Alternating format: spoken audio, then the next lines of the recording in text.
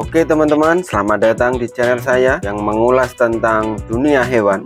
Hewan apa saja kita bahas di sini, termasuk tentang peternakan. Ini pengalaman pribadi maupun informasi dari sumber manapun akan saya tuangkan di channel saya ini. Nah, kali ini kita akan membahas tentang budidaya domba. Belum membahas teknis budidaya domba, alangkah baiknya kita mengenal dulu. Kira-kira domba dan kambing ini sama nggak ya? Apakah ada perbedaan antara kambing dan domba atau sama? Coba teman-teman semuanya yang di rumah, kalau dengar domba atau kambing, asumsinya bagaimana? Sama tidak? Sebelum saya mengetahui, saya mengasumsikan sama kambing dan domba. Ternyata secara keilmuan kambing dan domba ini sangat berbeda. Oke, saya bacakan perbedaannya ya. Kambing dan domba mempunyai perbedaan yang sangat mendasar. Apa perbedaan yang mendasar tersebut? Yang membuat beda adalah dari sisi genetiknya. Kambing dan domba mempunyai jumlah kromosom yang berbeda. Kambing memiliki kromosom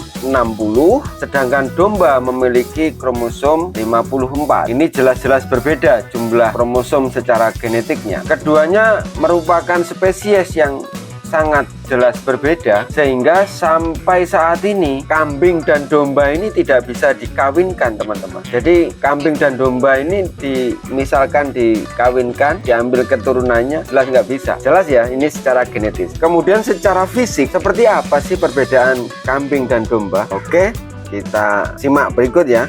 Saya bacakan. Dari sisi morfologi, ini secara fisik, kalau kambing dia berjenggot seperti saya ini. Ini namanya kambing, dia punya jenggot. Kalau istilah di Jawa, wedhus Jawa. Ini di Jawa, entah di luar Jawa saya kurang mengetahui. Kalau domba berarti kebalikannya, dia tidak memiliki jenggot. Kemudian ekor kambing mengarah ke atas, jadi ekor kambingnya seperti ini. Di sebelah saya ini ada video domba seperti apa, kambing seperti apa. Kemudian kalau domba dia ke bawah. Ini secara fisik perbedaannya seperti itu. Dari bentuk dan ukuran tanduk juga berbeda. Umumnya, secara umum, tanduk domba lebih tebal dan menggulung ke dalam.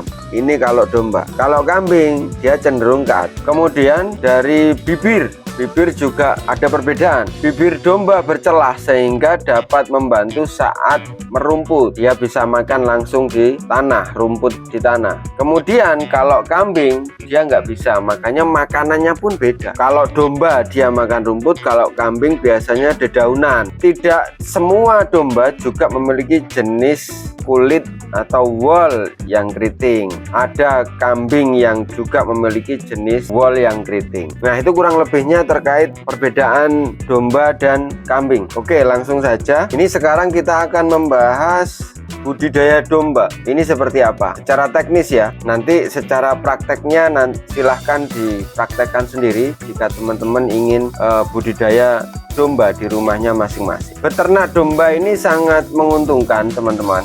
Kenapa? Karena permintaan pasar ini sangat besar. Kenapa? Karena daging domba adalah sumber protein hewani yang sangat bagus. Berikut petunjuk untuk budidaya domba. 1.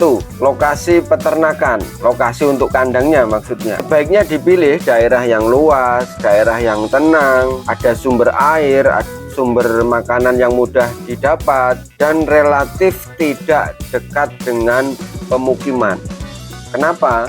Kalau dekat dengan pemukiman, nanti dikhawatirkan akan mengganggu tetangga. Yang kedua, bibit domba. Bibit domba ini harus dipilih yang sehat, artinya yang tidak berpenyakit tentunya. Keturunan dari domba yang berpotensi dari kesuburan dan kelahiran tinggi dan kecepatan tumbuh dengan prosentase yang sangat baik. Artinya dagingnya gemuk sehingga kita memperoleh daging yang banyak, karkas yang baik. Calon induk dipilih yang berumur 1,5 tahun sampai dengan 2 tahun. Jadi ini pemilihan bibit ya, kira-kira umur 1,5 tahun sampai dengan 2 tahun. Ini masa pertumbuhan. Kemudian tidak cacat.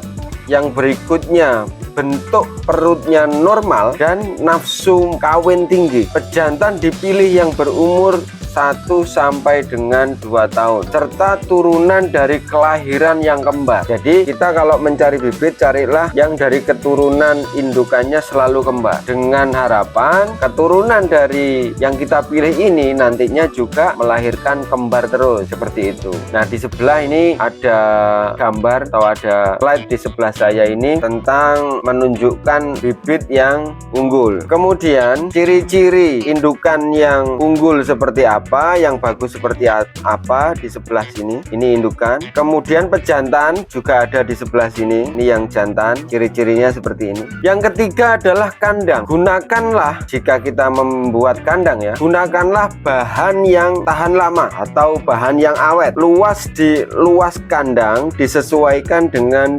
jumlah domba yang akan kita budidaya. Kebutuhan satu domba berkisar kurang lebih 1,5 meter persegi. Ini per ekor ya. Kemudian mudah dibersihkan kandangnya, dan yang tak kalah pentingnya harus terkena sinar matahari supaya sehat domba-dombanya. Yang keempat, pemberian makan. Untuk pemberian makan dibedakan menjadi 2 cara. Yang satu, cara pertama adalah digembala atau dingon atau diliarkan. Itu digembala artinya, atau dilepas di sawah dimanapun lah, yang penting digembala, dengan tujuan supaya domba kita ini mencari rumput sendiri. Seperti itu metode yang pertama. Metode yang kedua, cara yang kedua adalah dengan cara dikurung atau di kandang, tidak pernah dilepas, tapi konsekuensinya kita harus menyediakan pakan secara berkelanjutan terus menerus. Karena domba kita kandangin, domba kita kurung, maka kita harus menyediakan makan dan minumnya, harus terjamin. Makanannya apa saja?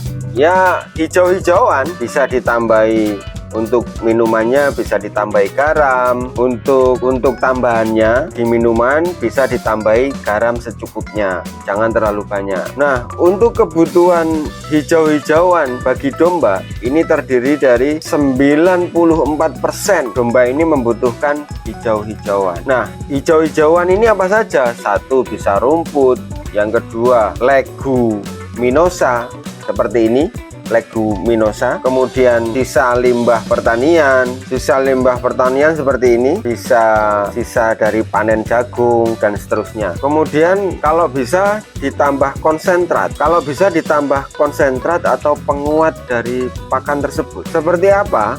Seperti bahan makanan ternak yang berkonsentrat tinggi, biasanya disediakan di toko-toko peternakan dengan kadar serat yang rendah dan mudah dicerna. Fungsinya apa? Fungsinya adalah untuk meningkatkan dan memperkaya nilai gizi pada bahan-bahan makanan yang bernilai gizi rendah. Artinya ini pelengkap, suplemen lah bahasa lainnya. Kalau misalnya kita nggak mau beli makanan yang berkonsentrat ini, yang dapat bersumber dari satu, seperti dedak, seperti bungkil jagung, bungkil kedelai, bungkil kelapa, ampas tahu, dan seterusnya. Banyak teman-teman.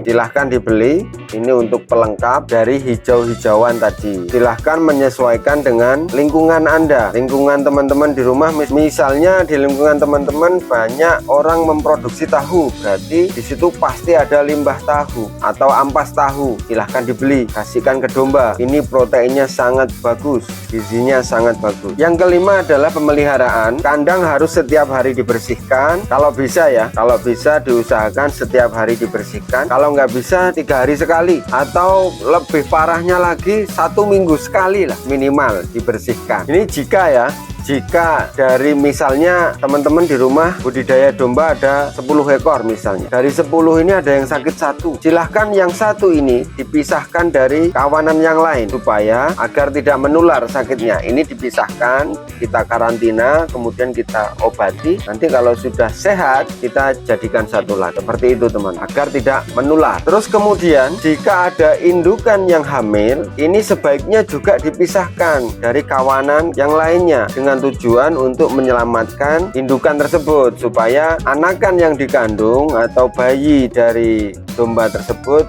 sehat dan terjamin makanannya. Sebaiknya dipisahkan. Nah, kemudian jika setelah indukan itu melahirkan, ini juga harus diwaspadai teman-teman, karena indukan yang baru melahirkan pasti membutuhkan makanan yang banyak, membutuhkan nutrisi yang banyak. Ini makanannya harus terjamin. Sekali lagi, ini harus dijamin makanannya, maka jangan dicampur dulu dengan yang lain. Kemudian untuk dombanya sendiri, kalau bisa seminggu sekali juga dimandikan, entah di sungai, entah di sumur dan lain sebagainya. Banyak cara lah. Ini untuk menjaga kebersihan tubuh si domba tersebut. Nah, kalau untuk bulu domba misalnya sekiranya panjang, sebaiknya dicukur teman-teman, tapi jangan sampai habis, tinggalkan kurang lebih 1 cm. Terus kemudian untuk kesehatan kakinya, kuku domba minimal 4 bulan sekali atau 5 bulan sekali ini kukunya dipotong teman-teman. Nah, dari kelima yang saya sebutkan tadi, jika dari kelima yang saya sampaikan tadi dilakukan dengan benar, kemungkinan besar Anda akan menjadi sukses peternak domba. Selamat untuk mencoba, jangan putus asa, selalu